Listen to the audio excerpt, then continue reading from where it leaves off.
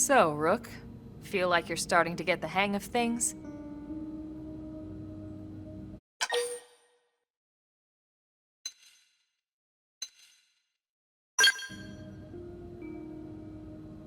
Of course you are. You've taken to it like a fish to water, just like Elma and the commander said you would. Just the same, let's review the key points, and I can fill in some extra details. Blade's top priority right now is to secure missing pieces of the Lifehold. You remember that much. Countless people are frozen in the Lifehold. It's the key to restoring humanity. Up until we ran into the Prone, our biggest concern was that wild indigents would stumble on the Lifehold and damage it somehow. But now there's a more pressing threat, intelligent alien races who are intentionally trying to destroy us. So, our search has new urgency. We need to find and retrieve all of the Lifehold ASAP. And the best way to do that is by expanding the reach of Frontier Nav. The more probes we can install, the wider we can scan, and the faster we can find bits of the Lifehold. So our primary focus going forward should be to travel around Mira installing data probes.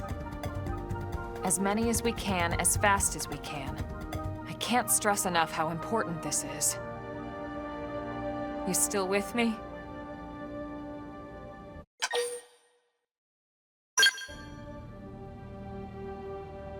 Good. Then let's move on to the other pressing threat that Blade has to deal with. Hostile indigens. There's no real delicate way to put this. Any wildlife that poses a clear threat must be eliminated. The Lifehold is our future, but we can't ignore the present. We still have our duty to keep New LA safe. And sometimes that duty requires enacting coordinated strikes to solve problems before they can do real harm. We're the newcomers here, it's true. And they're usually just out to defend their territory. But sometimes it really is them or us. And we have to make sure it's us. Don't get me wrong. It's not like we run out there and light up anything that moves. Only Blade HQ can choose targets, and they tend to keep them strictly to creatures that pose a significant threat to our survival. In order to contribute to this cause, operatives are asked to form into squads to take on special missions. These squad missions, as we call them, don't get posted to mission control like your other, more typical assignments. Rather, HQ transmits the details directly to all of us at the same time. Basically, they want as many people to know about them ASAP, so they can be taken care of ASAP.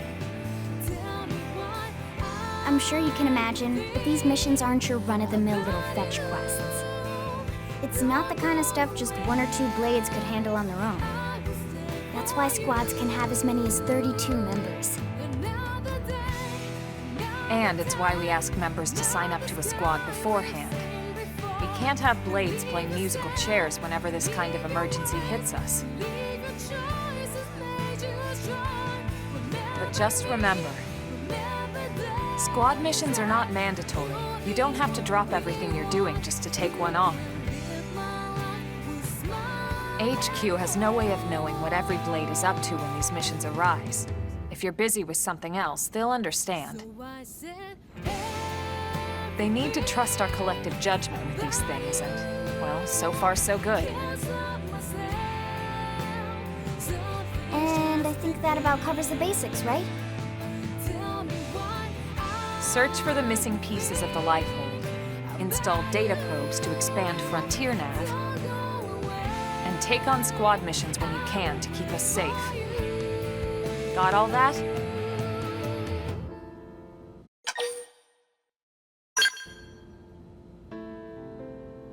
Good. We're counting on you. And briefing adjourned. Thank God.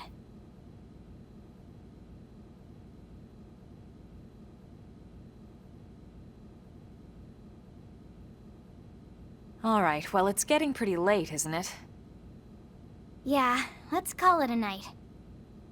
Oh, Tatsu's so excited to sleep in real bed. Lily can show Tatsu to his room now. Oh, your room is right over there. Oh, it looked perfect size for Tatsu. Wait, what? Tatsu know what that is. That refrigerator. We'll go in there to cool off. I guess you are smarter than you look. Well, Tatsu not want to brag, but... wait a minute! Tatsu see what Lily did there!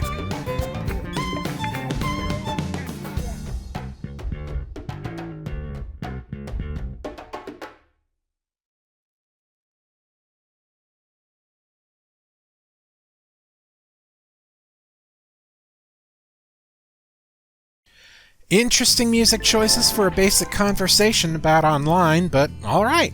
This is Mr. Bacon Bits, and welcome back to my Xenoblade X Definitive Edition Main Story Guide. After the videos I uploaded between this and Chapter 3, hopefully you've got a good idea of how I'm approaching this massive game. Starting this one, we have several tutorials I'll talk us through. The first is accepting story missions. From now on, the next story mission will always be started at the BLADE Barracks at the debriefing table.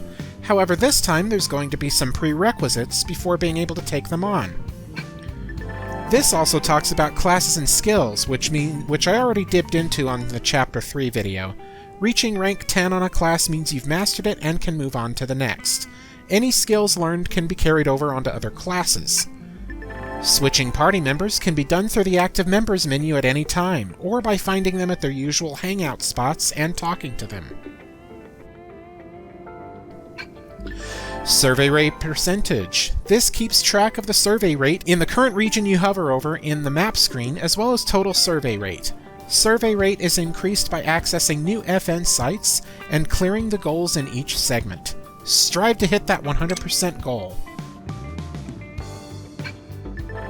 Party members also have affinity with your main character and are represented by hearts. Hitting these thresholds unlocks heart-to-hearts and affinity missions with these characters, which show up on the map screen. Okay, so this is going to be a big section of the video right here. We're talking about online mode and how it works.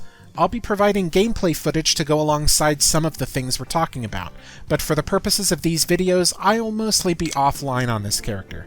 You will be seeing footage of my other character that's right under my YouTube username, though. Say hi. What do you say? I likely won't change her appearance too much aside from armor. No, I don't have an addiction problem just because I have 3 separate save files. I don't know what you're talking about. Anyway, starting out the explanations, there are several features available if you connect online to this game, but you'll need to have an NSO subscription in order to do so. You'll be asked if you want to connect every time you boot up a save file, but you can turn this off in the settings to play completely offline and not be bothered. Let's go ahead and join online right now.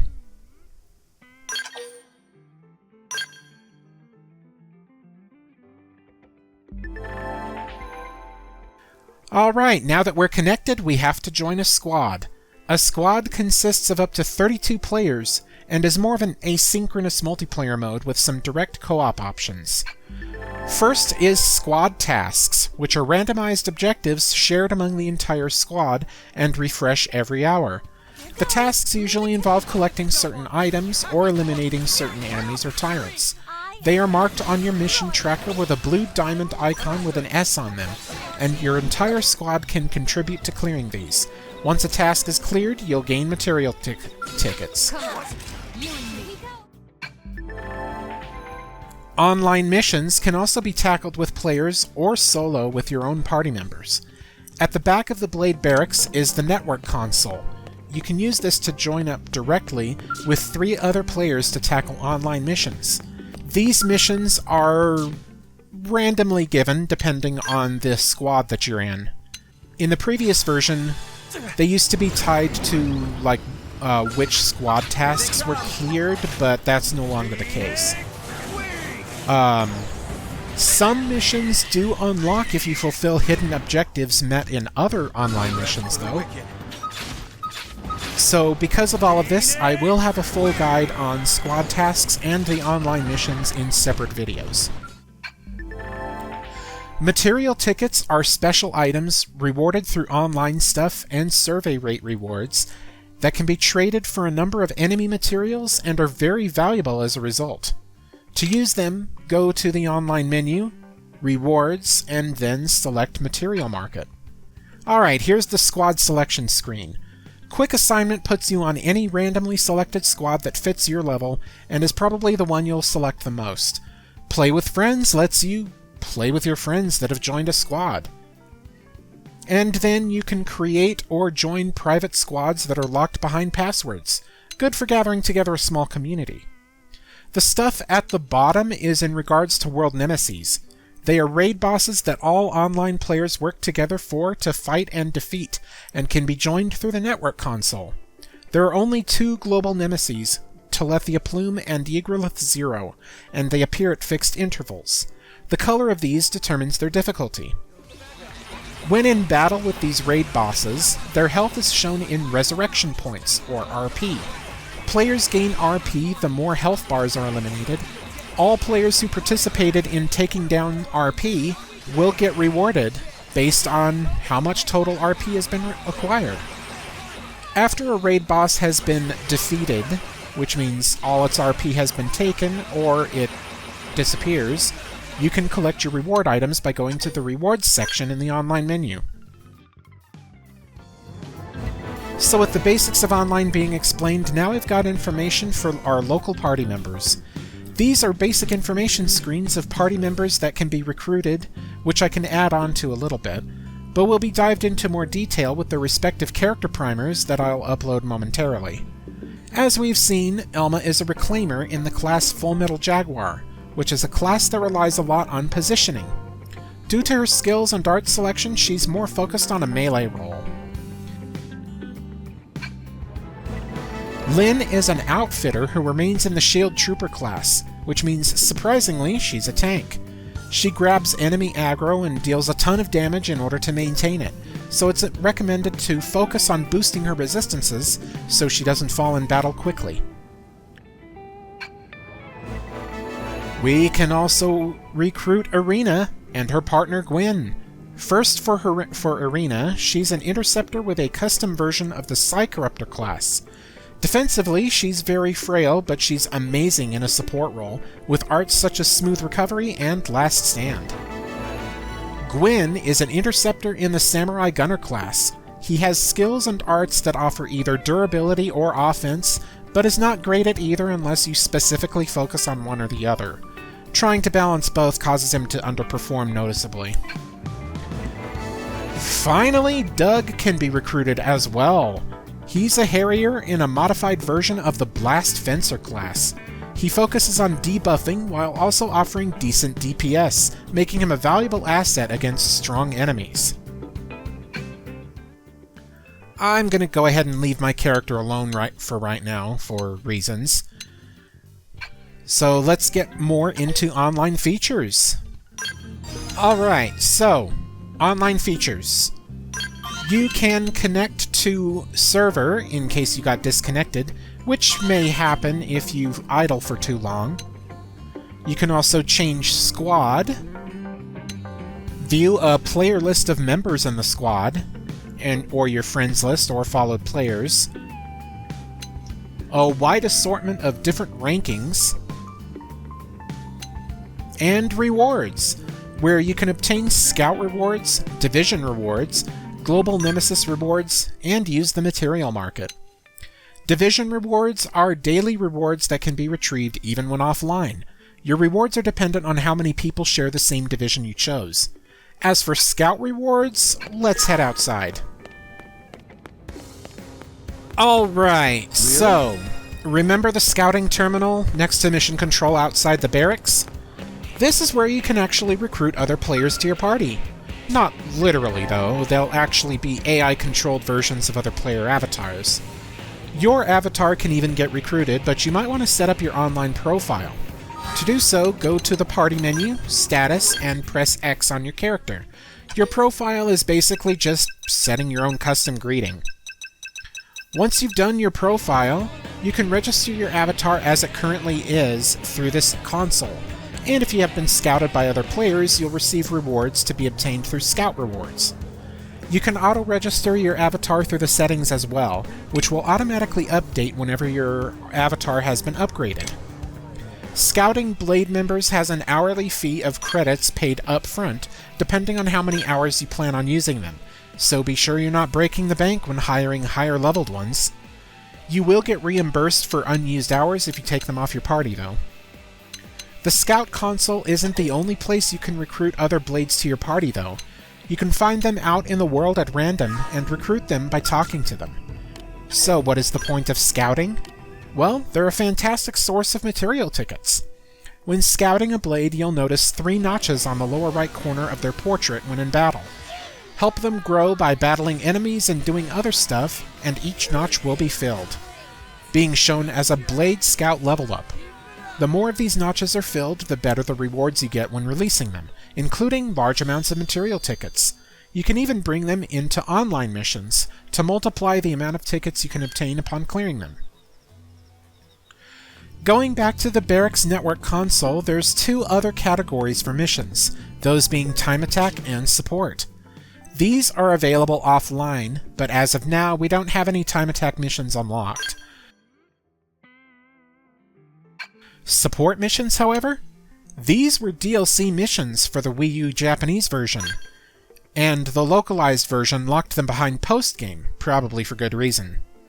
But here, they're available from the get-go, and their purpose is to greatly boost you and your party members. The higher the level requirement, the better the rewards. The first set of missions greatly boosts experience, class experience, and BP. The second set of missions gives great boons to credits and Moranium. The third set of missions helps skyrocket affinity growth. It's probably best to ignore this unless you just want to speed run through everything, but that's no fun. But they're here in case you want the option. All that said and done, we are now free to do whatever the hell we want with Chapter 3 cleared. Side missions, squad tasks, online stuff, exploring all 5 continents of Mira, etc. But for now, let's get down to business with the story.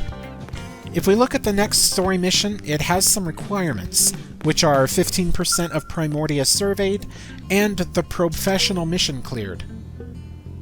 As an addendum though, in the Wii U version, it also required a mission called Blade Level Basics to be cleared.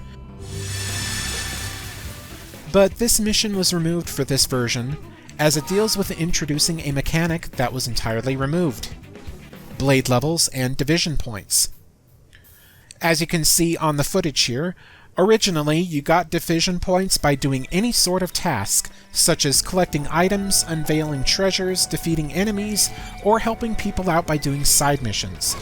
Depending on your chosen division, you'd get a boost in points, so instead of 1 point for collecting an item, you'd get 5 points if you were a curator. So choosing a division was actually more worth it originally. These points were then used to level up your Blade level, which not only unlocked more barracks customization options, but also would increase the level of one of your 3 field skills: mechanical, archaeological, and biological. Said field skills were used to open treasures and interact with probes, so some were locked away behind higher field skill levels. Since all of that was removed to make exploration more convenient, you have no need to worry about all of that in this version. And barracks customization options are all unlocked from the start, with some exceptions. The segment for Blade Level Basics was instead turned into a treasure box segment, and it was the one behind the Scout console.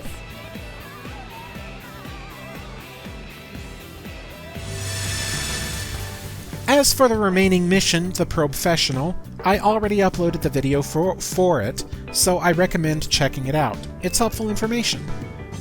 Finally, though the required level is 1, the recommended level is 15. This version added the recommended levels. Unless you're not going to be doing any optional fighting in the chapter, I recommend being a few levels under the recommended. so that you aren't over-leveled and just eliminate any challenge in the game. While the best way to reach level requirements or recommendations is to just do anything and everything you come across while exploring, if you want to quickly reach those levels, especially for a certain reason that's been advertised for this game, you can just use support missions, as I mentioned earlier, or wear gear with experience boost traits purchased in Armory Alley. But as for me, I'll be cutting ahead as I need to do some preparation and other stuff. Alright, new recording sesh, and I hit the story requirements. Here's an overview of the gear I gave my character. That should give you an idea of what to prepare for concerning the rest of your team. I'm looking for anything to boost electric resistance, and if not from gear, then perhaps from the party's arts or skills, or even through augments.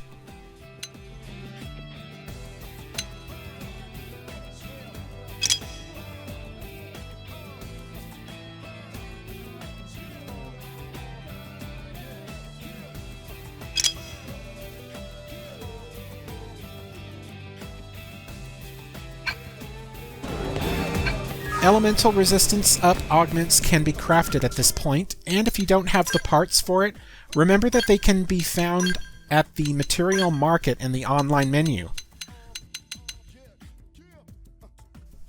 The market can be used even offline, and you can get material tickets through survey rate completion or from daily rewards, which can also be obtained offline.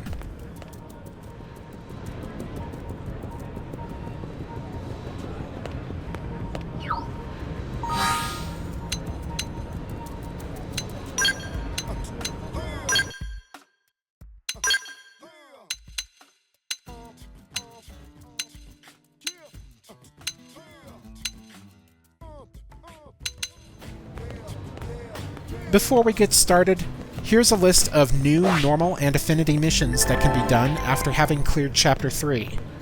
This doesn't mean you'll be able to do all of them yet due to affinity and level requirements, but it'll be nice to have them listed. Alright, fair warning. When you accept a story mission, you cannot exit it or do affinity missions until you're done with it. So I recommend saving beforehand in case you run into a dead end. The same can apply to affinity missions themselves, too. In terms of recommendations, I'd advise to not start the repair job until you have 5 white cometites. They can be mined from certain FN sites as long as you put a mining probe on the right ones. City Saviors is the first side quest that has a major choice that affects the future, though just because you may get a happier ending with that quest doesn't mean things will work out well in the future. Mamma Mia is the start of a long line of quests that will eventually lead you to gaining a late-game party member. I recommend going through those as soon as possible. Yardley's scheme, while unremarkable at first glance, will actually lead to an important basic mission in the near future. Might as well get that done then. I think that's all I have to recommend. Let's go ahead and get started on the main story. It's been long enough.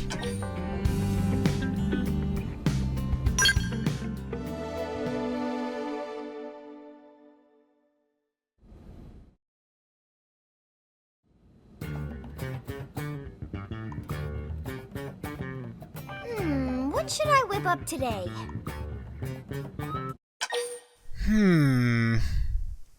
I'm thinking something stir-fried. That is a great idea! Lindley, sometimes Tatsu wonder if Tatsu is too cute, too adorable. Oh yeah? As leader of Blade Team, Tatsu need cool and tough image. Yeah, that happens sometimes. Is Lindley even listening to Tatsu? What? Sure I am. Hey, what if you got a tan? A little color could do wonders for your image. In fact, I've got the perfect lotion for you.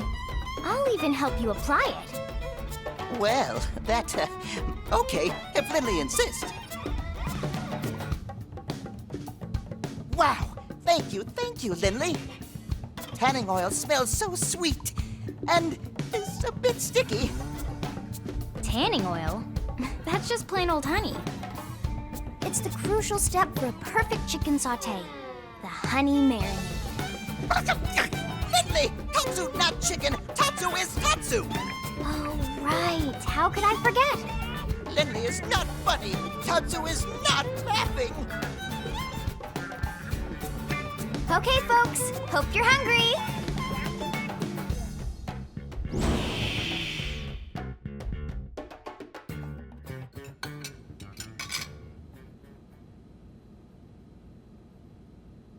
Man, oh man. Delicious.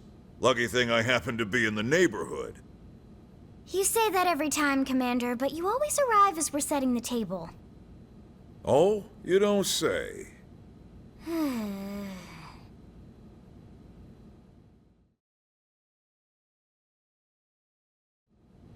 All right, listen up. We found something in Noctilum thanks to Frontier Nav. That's northwest of here, Rook. Looks like a piece of the Lifehold. That's great news. Damn right. Look at this. Oh, friends mean Nightglow Woods. Is that what the Nopon call it? We didn't have names for anything here, so we've been using Noctilum for that whole region. Well, that's a silly name. And Nightglow Woods isn't? Ahem. Moving on. Right, sorry. According to the Pathfinder's report, there's a large number of indigents in the area, but thankfully no sign of any intelligent life forms. No, that's wrong. Nopon visit Nightglow Woods all the time. Yeah, well, like I said, no intelligent life forms have been reported, but it never hurts to be cautious. Friends patronize Tatsu.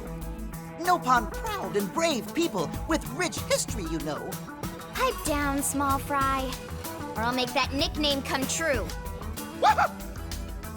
We'll have you check in with Lau's team first. They're already on assignment installing probes in the area. We don't have a fix on the Lifehold signal, just a general direction. See if they've got more info. Got it. So, we're going to explore a new region today. That's exciting. A neat change they made with this version of the game is that you no longer are forced to bring certain characters with you into the party for story and affinity missions. I suppose it's to allow the active members menu to be used at any time, but it's still really nice. The original gave you so many restrictions it was hard to experiment with, and it also meant that you were stuck with Elma and Lynn in your party for most of the game. You can imagine most people said screw it and never bothered switching out party members, especially since the original also didn't let you freely switch party members at any time, and you had to find them out in NLA every time you wanted them. Anyway, I'll go ahead and cut ahead to when I'm out in Primordia. We're heading due northwest. So as I'm heading over to where we need to go, there's something I need to address. It's an addendum to the enemy index. I was wrong about the sorting system, because I completely overlooked another layer to it. When hitting the button to reach the sorting system, you can press left or right to highlight the filtering system. In there you can set all kinds of filters to pinpoint exactly what you want to find. So you can still do a per-region sorting option with this, just like the old version of the game. Plus much more, as you can see. This filtering system also exists in other menus, such as the shop terminal.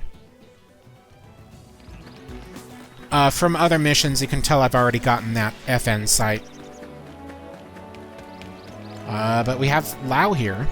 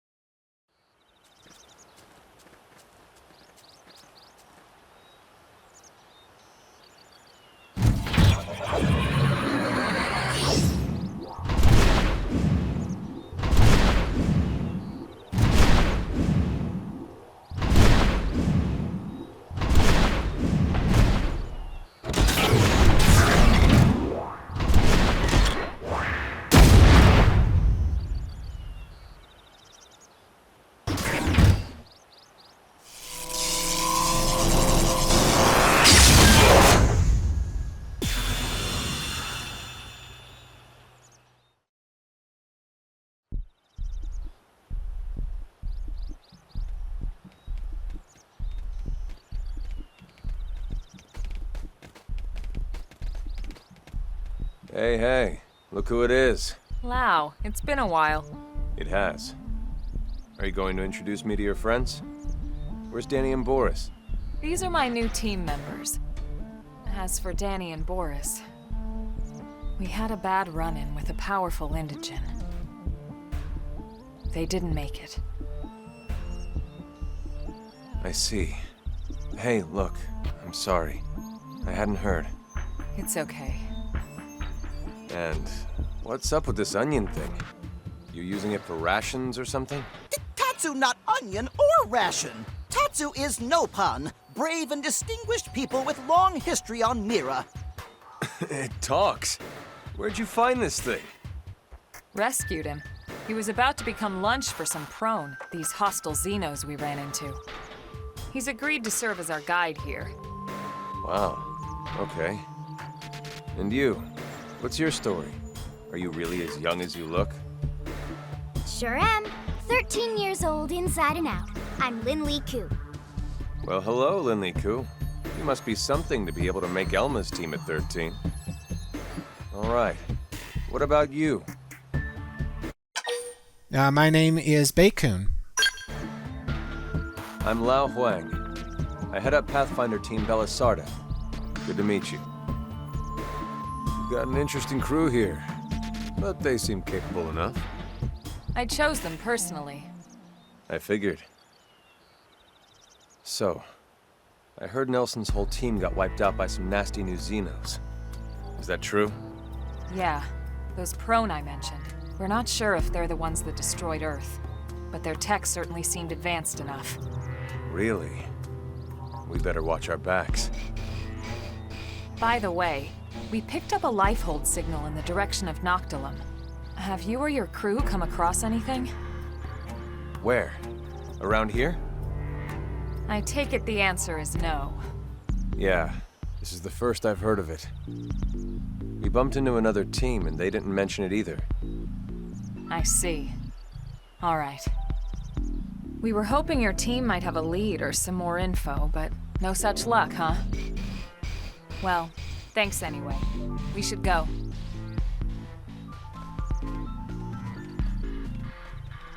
Hey, hold up. Mind if I tag along? But your assignment? We're more or less done here. We just need to report back. Well, until you do, you're not done here. Well, give me a break, Elma. The rest of my crew can handle the paperwork. We're talking about a piece of the Lifehold here. I've never even seen one. That's way more important. And besides, you might need the help.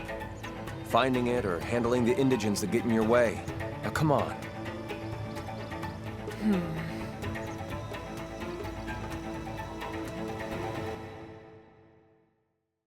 So, Lau's looking like a cool character. He's just telling us about Frontier Nav's ability to mine Miranium and resources, as well as Lin giving us a gift of 1,000 Miranium. Finally, Lau can be recruited as a party member. He is a Pathfinder using the Partisan Eagle class with sniper rifles and javelins. He's a heavy damage dealer that focuses a bit on ranged attacks. He'll be a valued asset to the team. In fact, I'm actually going to put him as the lead in order to show off his playstyle and how his weapons work, particularly the sniper rifle, as it has the longest range of all of the other weapons. And yeah, like I said, I'm going to be skipping a lot of unnecessary fights just to get a move on.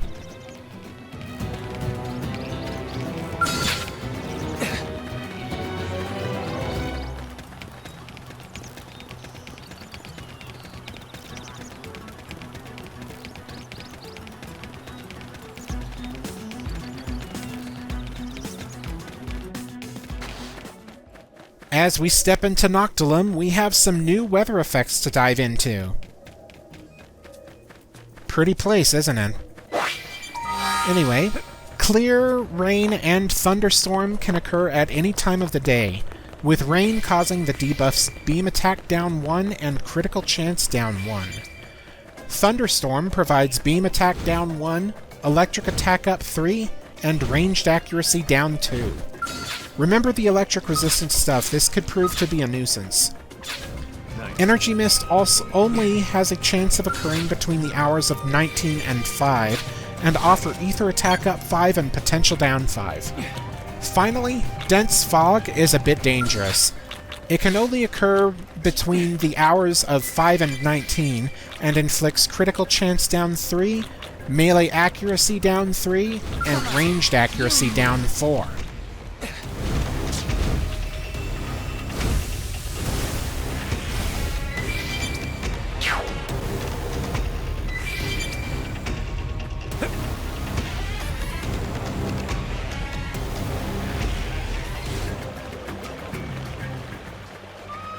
Yeah, let me just upgrade his arts here a little bit. Okay.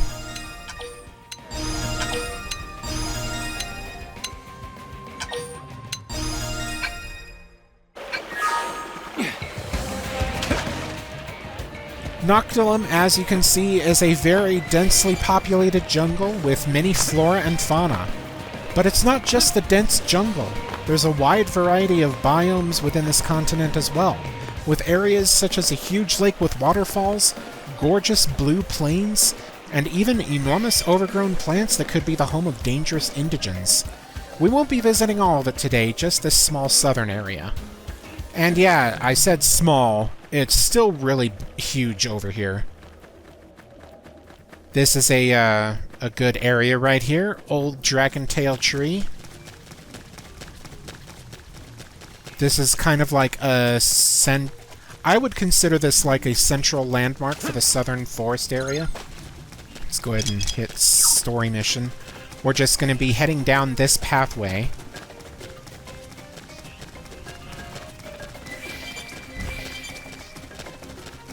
There may be some enemies in the way. Yep. You and me.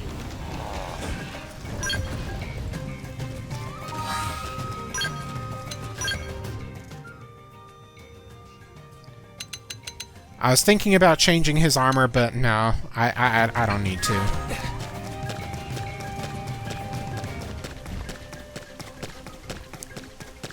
I gotta keep going.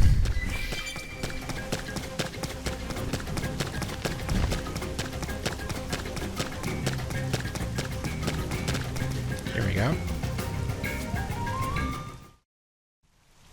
The Lifehold piece should be further ahead. Friends will climb Big Rocky Mountain?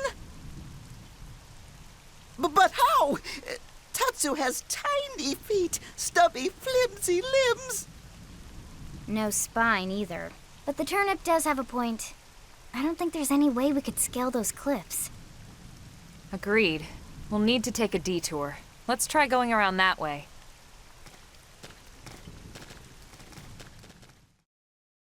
Now, that was a short little cutscene that is actually completely missable. The safest way to our destination was to take a detour to the right where the old Dragon Tail tree was. But they did expect you to go this way by following the marker. Going this way means you'll have to get past some dangerous mortarfoes on a narrow path. You see those flowers right there? Those are the mortarfoes I'm talking about. And they're like level 30, I believe. So let's just head back to the Dragon Tail tree and head to the right. Head eastward.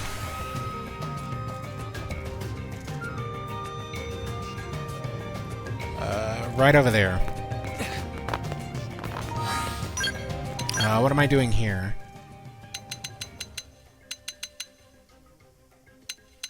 Again, I tried to... Yeah. Let's just not change his armor. I don't have to. Okay. So... here we are at the Dragon Tail tree. I headed east from here, and we're at Whale's Nostril. It's this giant cave entrance here.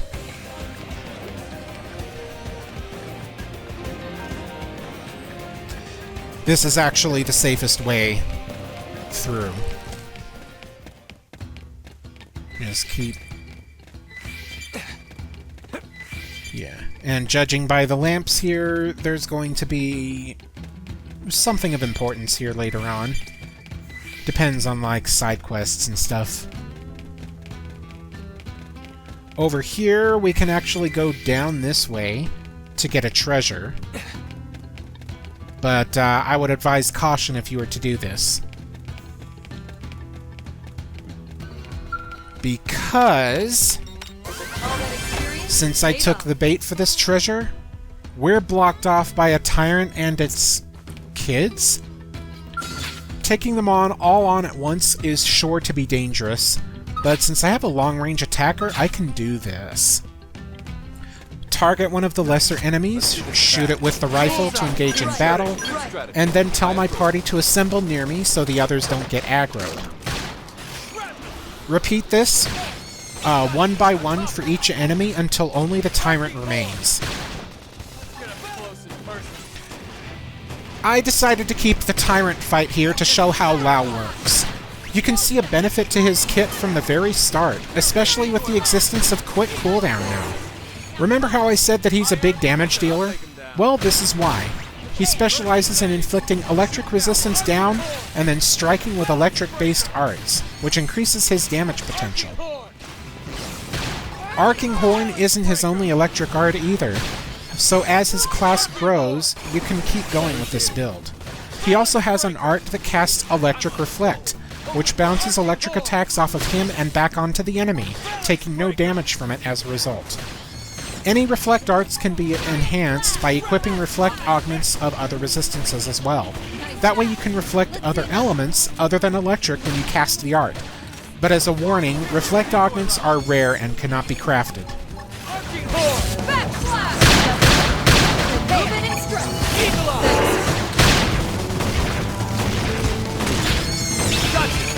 I'll send a friend. Balance breaker! Why shoot down while they're in there? Okay, so went ahead and took care of that tyrant, so let's head up this way.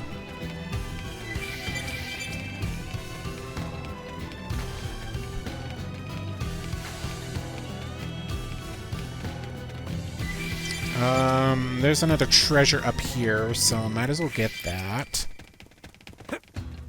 Just have to be a little cautious, because these are like sound-based enemies.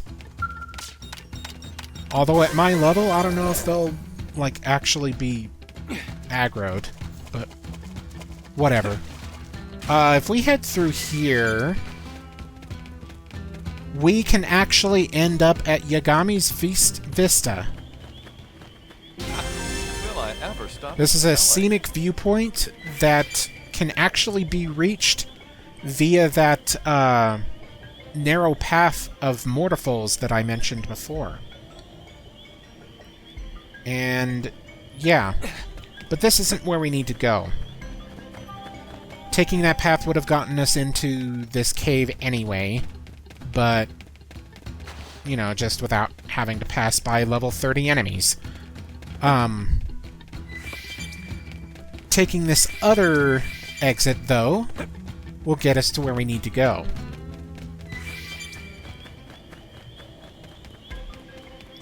There's going to be a lot of enemies here that may aggro. Like the Tectinsula. I'm just going to go ahead and pass by it.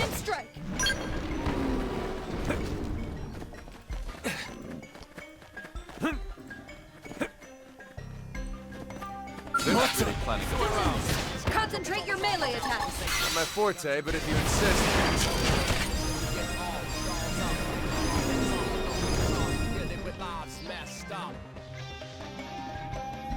And since my character maxed out the Commando class, I'm gonna switch her to Winged Viper.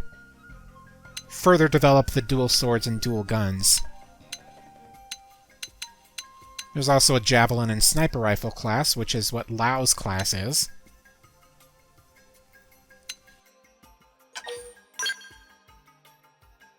But anyway, let's move on.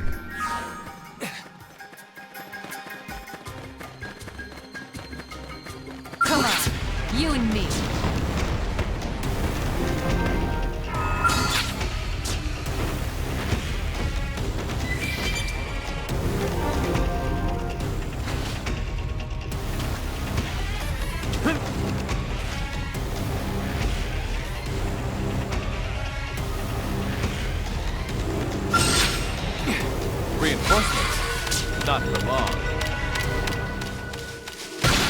come on.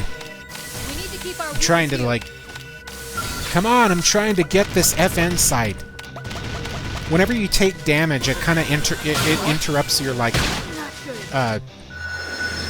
thing with discovering, like, treasure and FN sites. But anyway, I'm getting the heck out of here. One not. No. Hey, they need some heals here.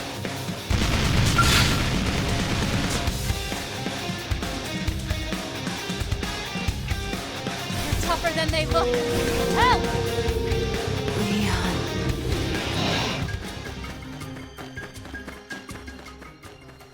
I'm gonna take this lower pathway here, just for a treasure.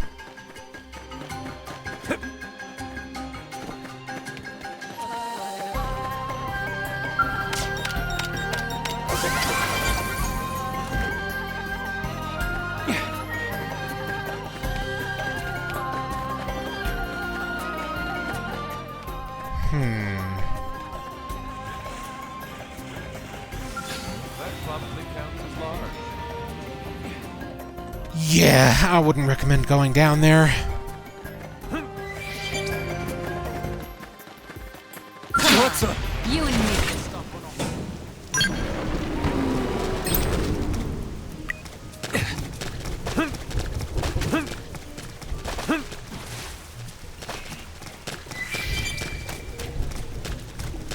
What's up? You and me. Another tyrant in the way, and this is a stronger version of a Tectinsula. With these enemies, I do recommend targeting the abdomen, because it's a weak spot. You can tell when you're hitting a weak spot when there's, like, a big flash whenever it gets hit. You can see it.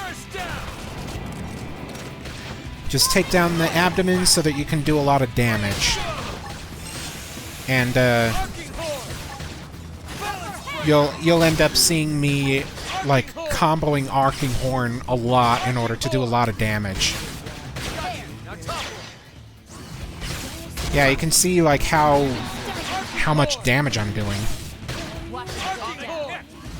Although I really should have switched to another appendage, because the back appendage has a lot of, like, resistance. And since Lao doesn't have Appendage Crusher, it's not going to work very well. But yeah, you got the basic gist as to how this tyrant goes, so I'm just going to skip now.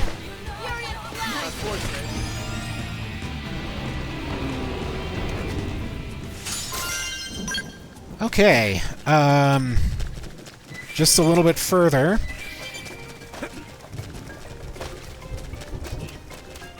We've got Tripod Rock here, along with the base camp underneath it. Really? From here, we're gonna have to head, southwest. We're gonna have to head southwest from here. But I'm gonna drop here, because there is some Skell wreckage here. Help clear out a segment. And it gave us a mining probe, nice. I'm just gonna, like, try to sneak past these Tectinsulas, because I'm sick and tired of fighting them. They're sound-based, so might be better to, like, jog past them instead of sprint. This thing, though, I think he's in the way. Yeah. So we're gonna go ahead and take that down.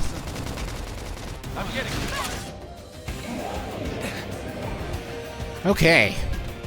Let's head through this narrow. And we've got something else.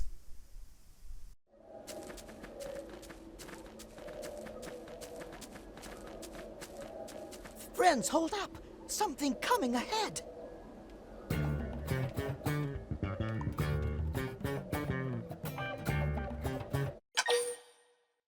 Get behind me!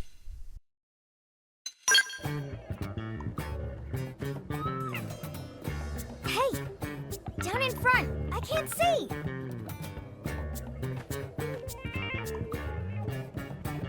Another Xeno. Whatever it is, at least it's not a prone. Perish the thought, good sirs. Perish and kill the thought. We would never associate with those savages. Who are you? Yes, 1,000 pardons.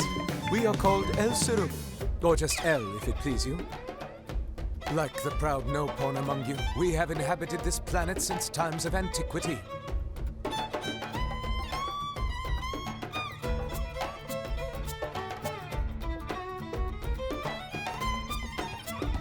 A friend knows about no-pawn people? Yes, of course. No-pawn purchase my wares quite often, you know. They're excellent, how should I say, suckers? I think you mean customers. So, Mr. L, you've lived here a long time? Just L, and yes, such a nice, quiet world. The wildlife and insects are also docile, such gentle dispositions. I disagree. Indeed. Yes, friend's lucky Tatsu here to protect them from becoming main course.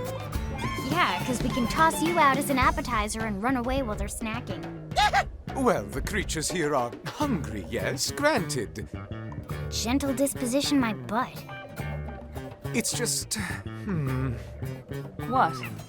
well, who can blame them with all the commotion here as of late? Not that we're pointing our fingers at you, mind. No, it's those prone sons of bastards. Yeah, we're not their biggest fans either. We loathe them. They have ruined our once peaceful life here. Ruined! They are all, how should we say, ass caves. Close enough. By the way, Elle, you seem to speak our language quite fluently. Well, yeah, most of the time. We owe it all to that wreckage back there. What a treasure trove. Especially the data terminal we found inside. It is the ultimate portable snack for satisfying our insatiable curiosity. Wreckage back there? You think that's our piece of the Lifehold? Certainly sounds like it. Elle, can we take a look at this terminal you found? Of course, of course. Thanks. Lynn, see what you can make of it. On it. Okay, yep. This is library data. Let me see. Huh, so it is. The unit Elle stumbled upon must be part of the Lifehold's archives. So, not the core then. The entire ship was torn to bits when we came down. The odds of any single piece of Lifehold being the core aren't very high. Yeah, I guess not. Now, Lynn, don't be glum. The Lifehold archives are the sum total of all human knowledge. This is still a really big find. We should try and secure it ASAP. Yeah, you're right.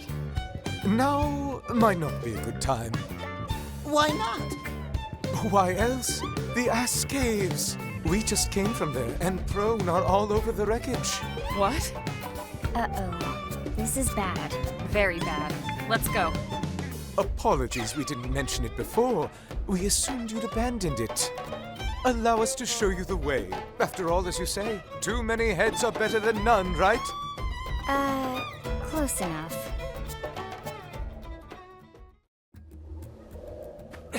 And we met L. Quite the eccentric character, with his full name being an anagram for Lucifer.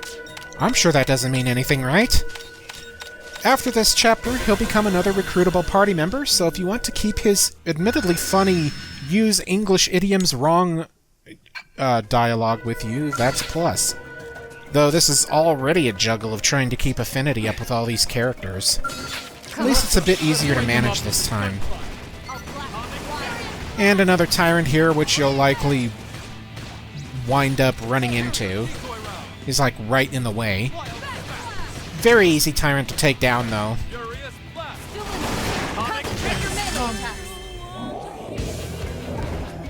Speaking of L talking about docile wildlife, have you ever wondered why this planet seems oddly very hospitable toward humans? Like, aside from the wildlife, I mean? Like, there was no need for terraforming once we landed here. It's very similar to the Earth in terms of atmosphere, and maybe slightly lower gravity because of the high jumps and lack of fall damage. Has to be a strange thing to realize, huh? Nice. Let's do this fast.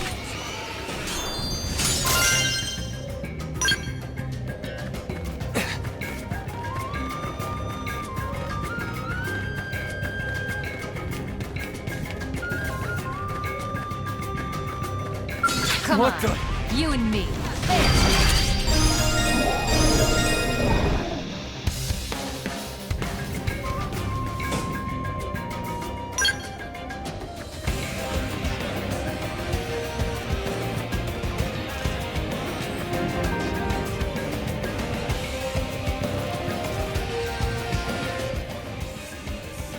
At this point, thanks to the enemies we've been fighting, I'd recommend to check up on your equipment. If you have any thermal-based weaponry, it'd be recommended. Also, you should be around level 15 or 16 with the experience you've been collecting. Okay, I equipped, almost called him Dunban. I equipped Lao with, some, like, weaponry and armor so that he has, better resistance.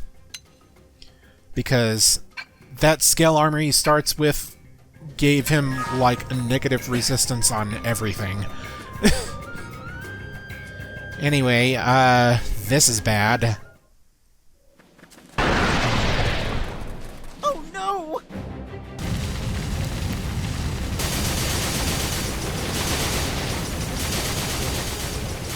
We were afraid of this.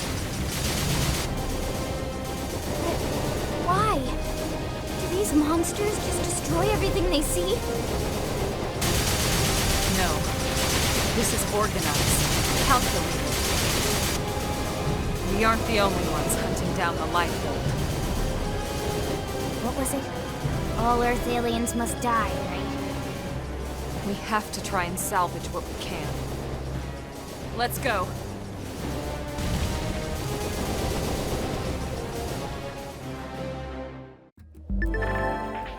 Though I already mentioned it in the prologue video, here's a refresher on special arts effects.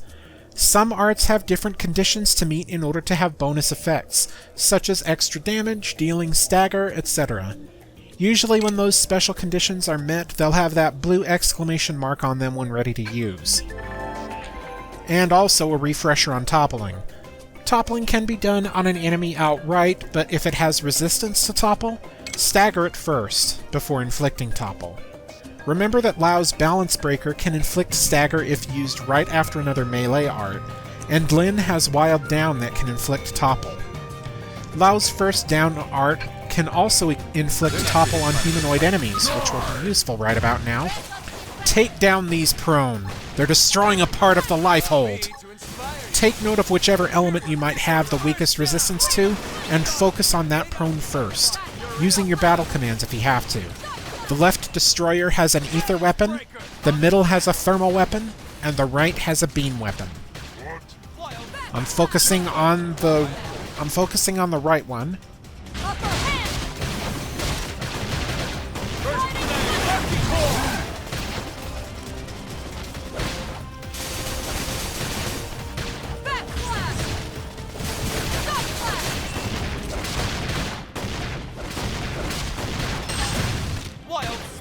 Alright, now for the middle guy. He has a thermal weapon. This part I like. Not my forte, but if you insist. Now, knock them right out of their feet. Close quarters? For me. And now for the last one.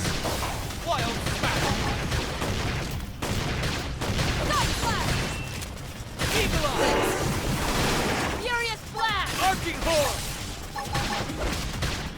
First down! Furious blast! I'm on a roll. Open Almost fire. taken down. This should work. Atomic kick! Wild smash! Arcing horn! Burst grenade! Balance breaker! Come Come on, you're almost down. Superior's dive! Got it. I'll cover you. Okay.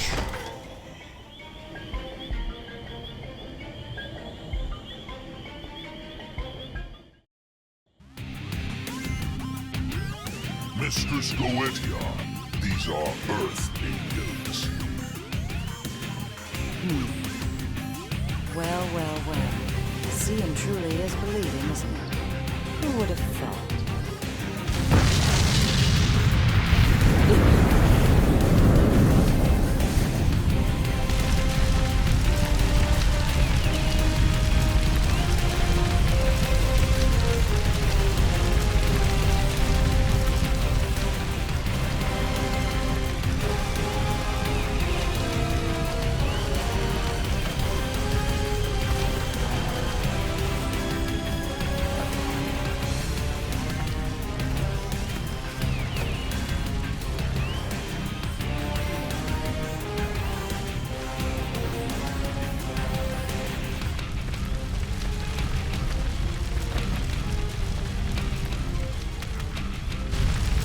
She's not a pro. But they're working together.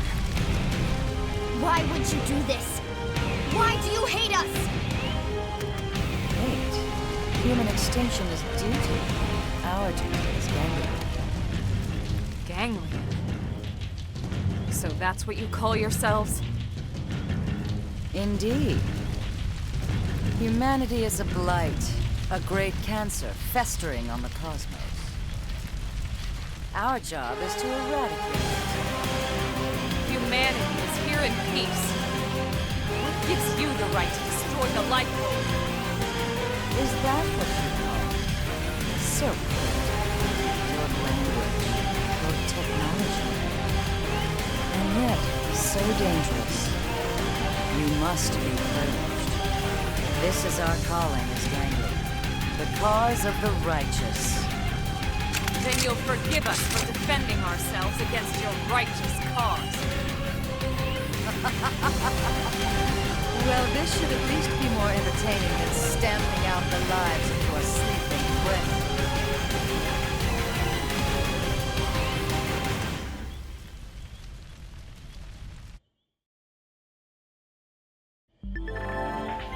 Another refresher. It's just telling you about the battle commands menu. Press plus during battle to open it and have a wide range of commands to issue among all the party or to specific members. You even have a shortcut list of commands by holding L and pressing right on the D-pad or A, B, X, or Y. Aliens are working together to eliminate the human race, huh? Whatever the reason is, we have the right to defend ourselves. Goetia is the reason why I suggested electric resistance equipment if possible, as the majority of her attacks are electric element.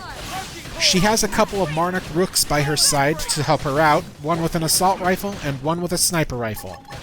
They have different arts, but the same attack element, so the big thing is to just eliminate them as quickly as possible so Goetia doesn't have any support. This should work. Just taking down this Rook right here. And now this one. I'm willing to give that a try. Not my forte, but if you insist. I've been staggered. Archie Core! Balance breaker! Wild Spada! Lay down some color fire! Come on. Hang on, I'm in the same boat. Screamer! That work? Then move in and Alright. Now for Goetia herself. Since she doesn't have any support, it should be a little easier to take her down. As I mentioned before, she has several electric attacks, so having your electric resistance up is vital.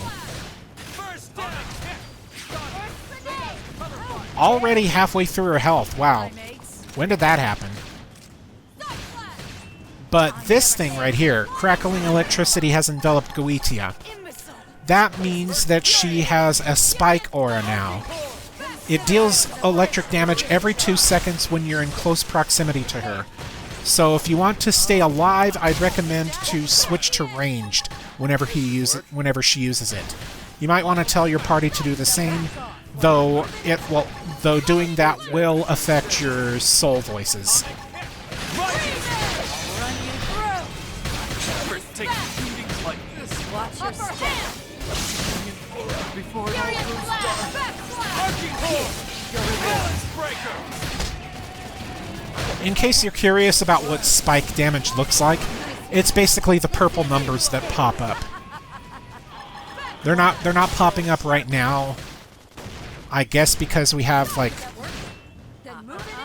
No, I think it's because her spike ran out. So, yeah. Goetia also has a regenerate move.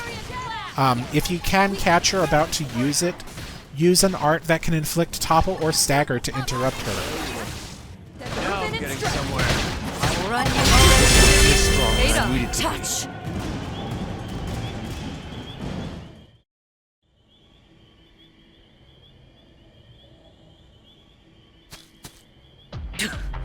Wretched little primates. You don't know when to quit, do you? This isn't over. You cannot escape us on this planet or any other. Sooner or later, your kind will be cleansed! Mr. Scoedia, now, quickly!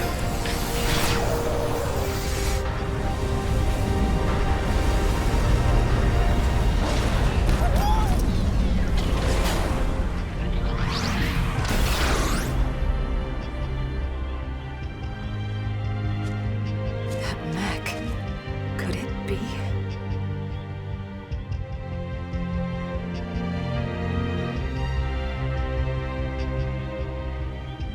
A well-fought victory indeed. Such a shame it cannot bring back that which was lost to you. But this is spilled milk over the dam now. I just don't get it. What do they have against humans? I'm not sure how they wound up on Mira, but you saw the mech. That is definitely them. Who? The aliens that destroyed Earth. The ganglion were among them. What? It wasn't just them, of course, but they were definitely one of the forces involved in that battle. I'm absolutely positive now. That Skell-like mech we just saw? Check it against the NLA records and I'm pretty sure it'll come back with a perfect match. Anyway, we really appreciate all your help here, Elle. But we need to be heading back now. Not at all. We only wish we could have done more. I wish we could compensate you somehow, but honestly, there's nothing left for us to give. Compensate, you say? How about allowing us to accompany you back to your city? You want to come back to New LA? Why exactly? Well, treasure trove was destroyed. Without the archives, we're afraid our thirst for knowledge cannot be quenched. But an entire Earth city to explore? Such an experience would provide compensation beyond compare. The thought makes us tingle. Okay. What do you think, Rook? Yeah, I think I trust him. He doesn't like the ganglion. Yeah, we're not like the ganglion after all. We want to live in harmony with all the other species here. Then it's settled. Excellent. Let's be off. The early worm is for the birds. Right, let's start heading back. We should report to the commander at once.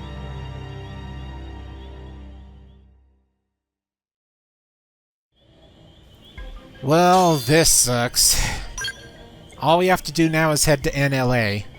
There's a path behind where the Lifehold part used to be that loops back to the jungle, so you can head back. Or you can just fast travel. Regardless, I'll just be cutting ahead to when I'm back at NLA.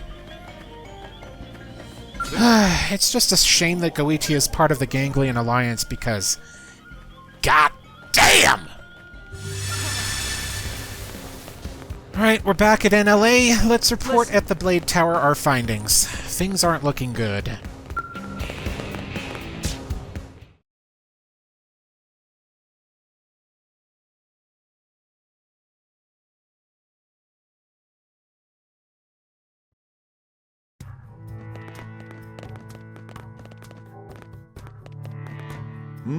Either you picked up another Xeno, or someone's been holding their breath too long.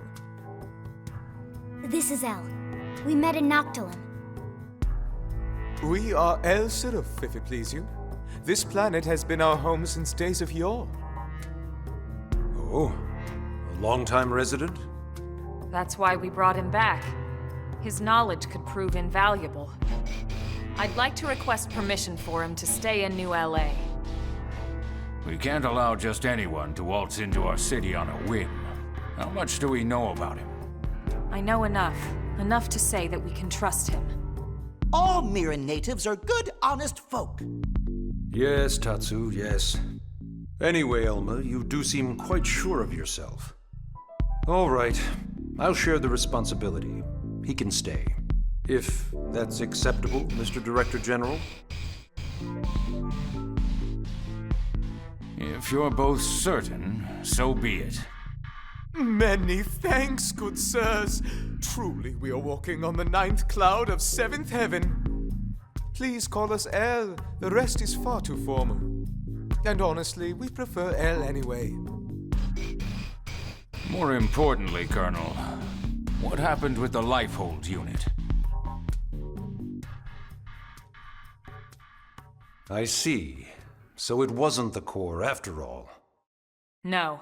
We confirmed it was one of the archive units. Unit number 07. 07? That would be the LC repository, wouldn't it? One of 3, but yes. The entirety of the Library of Congress archives. As I recall, the data was stored on units 07 through 09. Well, thank God it wasn't the core. This situation could have been a lot worse. I wonder... The LC archives contained nearly every published work in mankind's history. It's not like it's just a bunch of random books and manuscripts, you know. It's a history of human thought, a record of opinions and emotions. I mean, yeah, sure, but... So if you stop and consider what it means to lose even a third of that data, it's a cultural and historical loss of catastrophic proportions. We do have parity data for the archives here.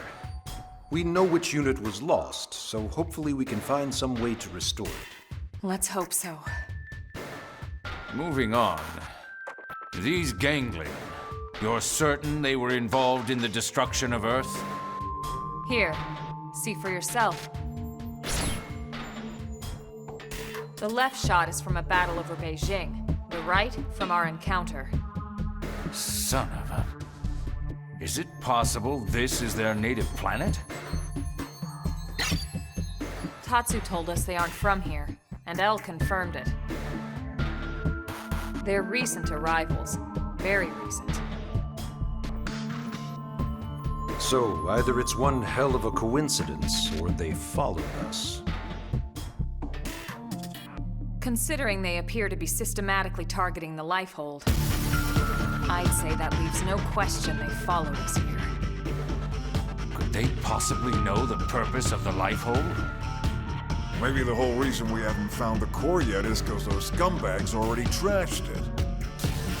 If so, none of us would be here talking in the first place, would we? You got a point there. This information doesn't leave this room. But we've had several recent Pathfinder reports of Xeno sightings and contact. They may or may not be ganglion. But regardless, I propose we double down on our defenses going forward. That'll be all, Elma. Please continue hunting for any signs of the Lifehold. Yes, sir. Remember, the clock is always ticking. We have to find that unit before it's too late.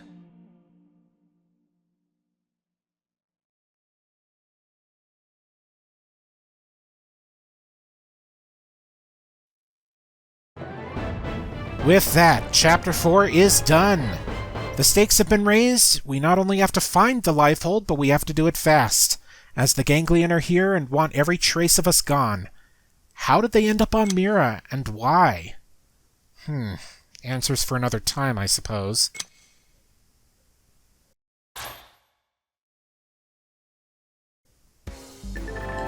And some more tutorial pop-ups. This one's talking about the Collectopedia and how to fill in entries, something I already touched upon in the Chapter 3 video. But you can get some neat rewards, such as BP and hollow figures for doing it, as well as lore about Mira. Quite nice. And this one's just reminding us about segment recon, being able to increase survey rate by knocking out objectives on segments whenever possible. A new AM has also started their business, might be worth checking out. Meredith & Co. specialize in ether tech, but unfortunately have erratic stability, which means damage rate is a bit unreliable. Heart to Hearts! This is the ultimate feature of the affinity system. As you increase affinity with characters, you'll unlock Heart to Hearts involving them, special conversations that you can direct with your choices in order to increase affinity with them even further. You'll find them mostly around NLA and are marked with a heart symbol on the map. You'll need to not have the party member with you in order to activate them, and some have further requirements that need to be met. If you wish to see a list of Heart to Hearts, they will be a part of a series of character profile videos I plan to release over time. Those profiles will also list out standard hangout spots for the characters, as well as a breakdown of their available arts and skills, as well as how best to use them. Finally, L is a new recruitable party member. He's just a wanderer and has taken a liking to a custom version of the Shield Trooper class. Like Lynn, he's a tank, but while he's lacking in damage comparatively, he focuses more on survivability. With all that talked about and out of the way, the last thing for the video is alternate dialogue, so I'll go ahead and sign off. This is Mr. Bacon Bits, stay safe, happy, and healthy, and I'll see you on more Xenoblade X videos. Like before, I'll prioritize required missions before the next story chapter video. Plus, some more. See you later!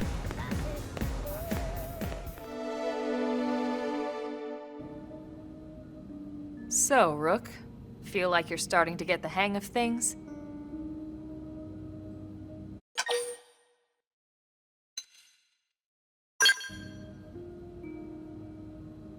Of course not. You just started. Alright, well, why don't we review the key points then, and I can fill in some details.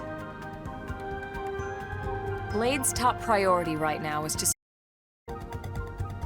You still with me?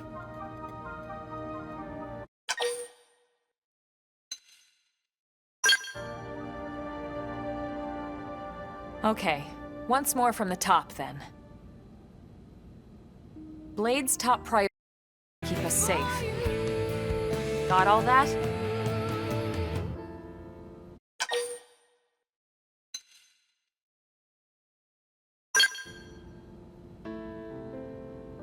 All right, we'll go over it as many times as it takes. Hostile indigents. Well, hello, Linley-Ku. You must be something to be able to make Elma's team at 13. All right. What about you?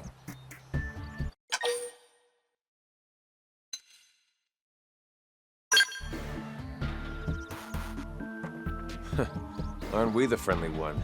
Well, whatever. You've got an interesting crew here, but they seem capable enough. Friends, hold up! Something coming ahead!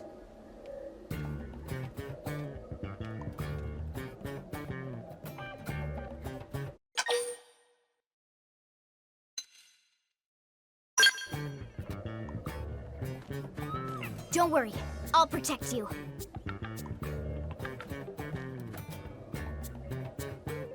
Another Xeno. Whatever it is, at least it's not a prone. Perish the thought, good sirs. Perish and kill the thought. And yes, such a nice, quiet world. The wildlife and insects are also docile, such gentle dispositions.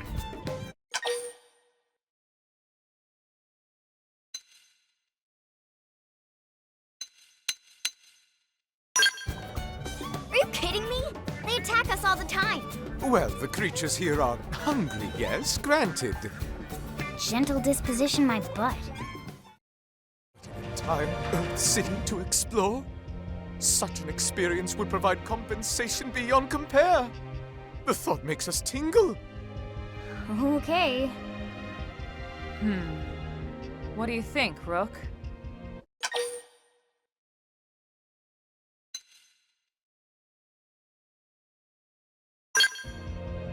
You think so? This guy? I don't know. I'm just not seeing it. I mean, he talks funny, and he's got one of those blah faces, but he doesn't seem like a bad guy. Lindley right. All Mira natives are good, honest folk. Looks like you're outvoted. Besides, we can't be like the gangland. We want to live in harmony with all the other species here. Then it's settled. Excellent. Let's be off. The early